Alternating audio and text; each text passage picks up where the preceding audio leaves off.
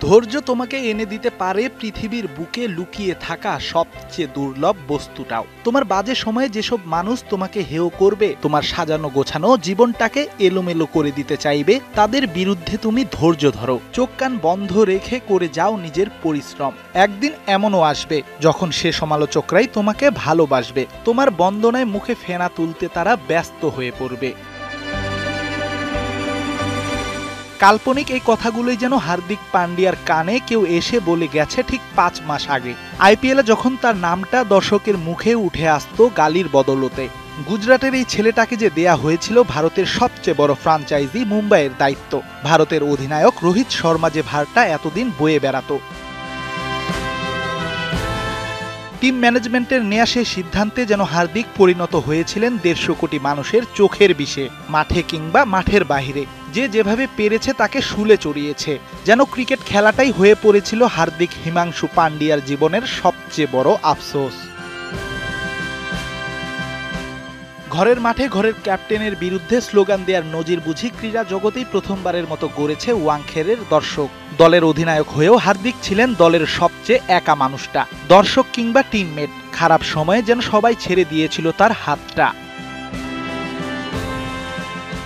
আইপিএলের মাঝেই খবর আসে এবার ভাঙতে বসেছে নিজের 3 বছরের সাজানো সংসারটা। বিপদ এলে নাকি 4 দিক দিয়ে আসে। সর্বলোকে বলা এই বাণীটাই যেন পান্ডিয়ার জীবনে আসে অভিশাপ হয়ে। কোনো কিছুই যে হচ্ছে না মন মতো। এত কষ্টের মাঝে অন্যরা হয়তো ভেঙে পড়তো, তবে ভেঙে পড়েনি পান্ডিয়া। আবেগকে বন্দি রেখে করে গেছেন পরিশ্রম। নিজের ওপর বিশ্বাসটাই হয়তো ছিল তার একমাত্র সম্বল। এরপর বিশ্বকাপের মহামঞ্চে হার্দিক যা করেছেন তাতে স্তব্ধ হয়েছে পুরো পৃথিবী। ব্যাটে বলে পারফর্ম করে ভারতের রাজমুকুটে 17 বছর পর এনে দিয়েছেন টি-20-র স্বর্ণালী ট্রফি।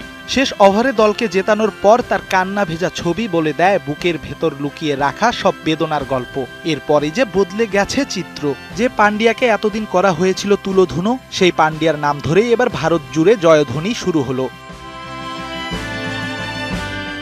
ঘরের ছেলে হার্দিককে বরণ করতে এবার গুজরাটের বারোদায় শুরু হয়েছে নতুন প্রস্তুতি পর্ব। ছেলে যে দেশকে এনে দিয়েছে বিশ্বকাপের সোনালী ট্রফি। মুম্বাইয়ের মেরিন ড্রাইভের মতোই তাই লাখ লাখ মানুষের উপস্থিতিতে করা হবে চ্যাম্পিয়ন দলের চ্যাম্পিয়নকে বরণ, যেখানে উপস্থিত থাকবেন পান্ডিয়ার শৈশবের কোচ, শিক্ষক, প্রতিবেশী সহ সব আত্মীয় স্বজন। একজন চ্যাম্পিয়নের গল্প বুঝি এমনই হয়, মৃত্যুর আগে তারা হেলে পড়ে না। তাদেরকে দমানোর চেষ্টা করলেই মাথা চারা দিয়ে বলে দিতে পারে, আমি চ্যাম্পিয়ন, আমাকে হারানো যাবে না।